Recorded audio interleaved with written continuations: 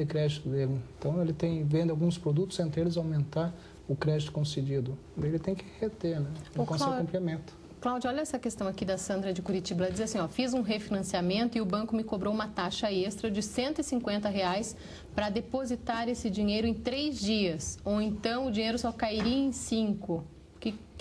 Isso é correto? Você já viu isso? Em princípio, a gente vê coisas inacreditáveis.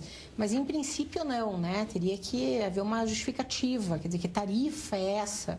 É para depositar daqui a... E quantos por cento isso significa do valor, né? É uma forma... oblíqua de justificar juros a mais, quer dizer, eu não cobro menos juros aqui, mas eu cobro uma taxa ali, no fim eu cobrei tudo que eu queria. Em relação ao caso anterior, talvez um argumento fosse a prática abusiva, né? É uma prática abusiva exigir do consumidor vantagem manifestamente excessiva. Eu quero pagar, você quer receber. Não, eu só te parcelo em 48 vezes. 48 vezes, como a senhora disse, vai escravizar o sujeito, né?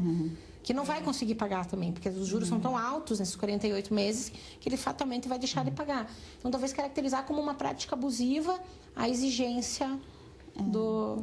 em tese, né? Em tese, poderia ser visto dessa De repente, forma. ela pode procurar o PROCON, né? Sem dúvida. Olha o Márcio aqui de Piraquara, ele diz assim, ó, tem uma dívida na Oi no valor de quase R$3.000. Eles me ligaram e pediram para eu pagar R$1.000 que eles quitariam.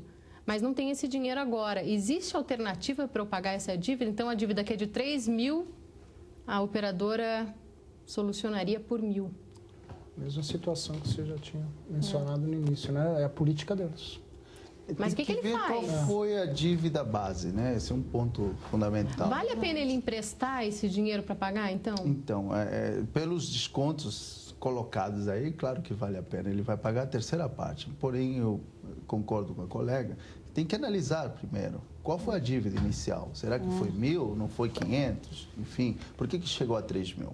E aí entra a questão da informação. Né? Infelizmente, não há informações para o consumidor, de alguma forma, calcular uma taxa de juros, por exemplo. Né? As taxas de juros cobradas nesse sistema não são juros simples, são juros compostos, juros que aumentam na medida em que as parcelas aumentam. Então, é uma questão importante a informação. Eu acho que esse tipo de programa piloto é muito bom. Na faculdade, onde eu sou diretor, nós oferecemos um curso, né, de extensão gratuita para a população sobre finanças pessoais, como cuidar das suas finanças pessoais. Né? Até o e-mail para quem tiver interesse, Hugo, é o mesa@santacruz.br, é isso? Mesa com Z. Então, são 2 dias, né, eminentemente de aulas de conscientização, né, para o público. E a gente tem de tudo, né? Donas de casa, aposentados, jovens. O curso é gratuito, é isso? O curso é gratuito. Deixa eu só fazer aqui o comentário do Rubens, de Campos do Jordão, São Paulo. Ele diz assim, ó, uma pessoa que por uma vida toda foi correto em seus pagamentos, um bom pagador na hora de um pedido de... um bom pagador, na hora de um pedido de crédito, não deveria ter uma taxa de juros menor? Pois os juros e multas são dados pela inadimplência. Não existe algum cadastro para os bons pagadores ou até algum projeto assim? Tramita no Congresso Nacional o cadastro positivo e o cadastro negativo. O positivo é aquele que sempre teve o caso dele, né? Sempre teve um bom nome a zelar na praça, né? Em relação principalmente a crédito. E o negativo é aquele que já tem um fichário, já tem um dossiê de mal pagador. Então, está lento a tramitação desse projeto na Câmara. E não sei quando vai sair, mas existe sim essa E é interessante previsão. observar que o cadastro negativo parece um contrassenso, mas ele é uma medida de prevenção a superendividamento. Porque se nós não tivéssemos um cadastro negativo, as pessoas poderiam se comprometer ainda mais a sua renda do que estão comprometidas. Então, às vezes, estar no Serasa é um alerta muito sério.